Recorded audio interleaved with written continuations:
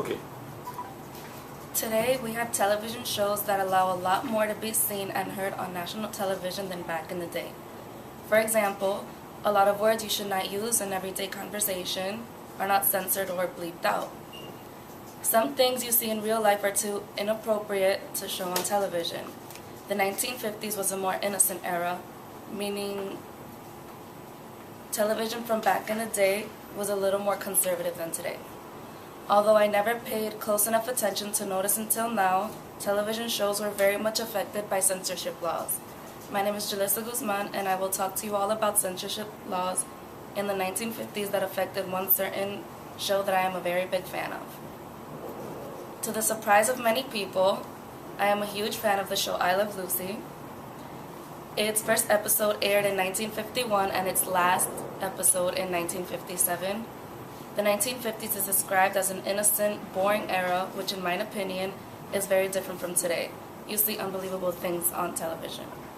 It was described as innocent for a couple of reasons. In the 1950s, people were very religious and would never root against it. Most mothers were stay-at-home moms who took care of the house and children. Children had their mother's attention most of the time, unlike today, where it is common that both parents work. Contributing to this innocent era was the Motion Picture Production Code, better known as the Hays Code. The Hays Code was introduced in 1930, enforced throughout the years, then abandoned in 1968. This law was the moral censorship guidelines in major studios used to censor films and shows before being released. The Motion Picture Production Code is referred to as the Hays Code, named after Hollywood's chief censor of the time. He was a big advocate of fixing the image of the movie industry. In doing so, he enforced these laws until they were abandoned. Some of the basic tenets of the code included any inference of sex perversion, pointed profanity, and any man and woman in bed together. But how did the Hays Code affect and censor the show I Love Lucy? The main characters of the show are Lucy and Ricky Ricardo, who played a married couple in the show, but were also married in real life.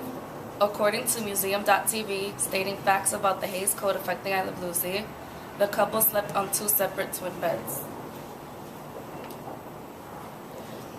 They were next to each other, but they were still separate. After the birth of their son, their beds were further separated by a nightstand. This is an example of the censorship laws taking place because, also according to Museum.tv, the beds were pushed away further because Hays did not want the audience to think of any kind of sexual relation was taking place between the couple. Another example of the Motion Picture Production Code affecting I Love Lucy was a provision of language. While Lucy was pregnant on the show, which she was also pregnant in real life at the time, she was not allowed to use the word pregnant. For whatever reason, that word was too inappropriate for television. She substituted the word with phrases like with child or expecting. Although the Hays Code was enforced throughout the years, some of the tenets were eased and there were some special exceptions.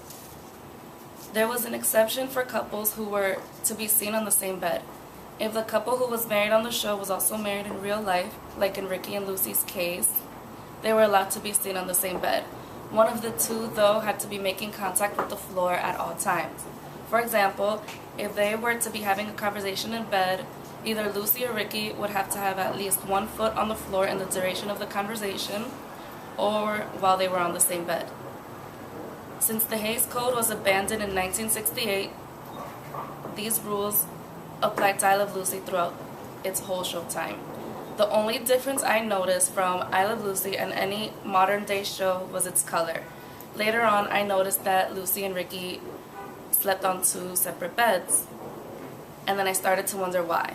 In closing, these laws were applied to fix the image of the movie industry. Hays and his partner wanted to negate any thought of sexual relations between anyone on national television. Thank you.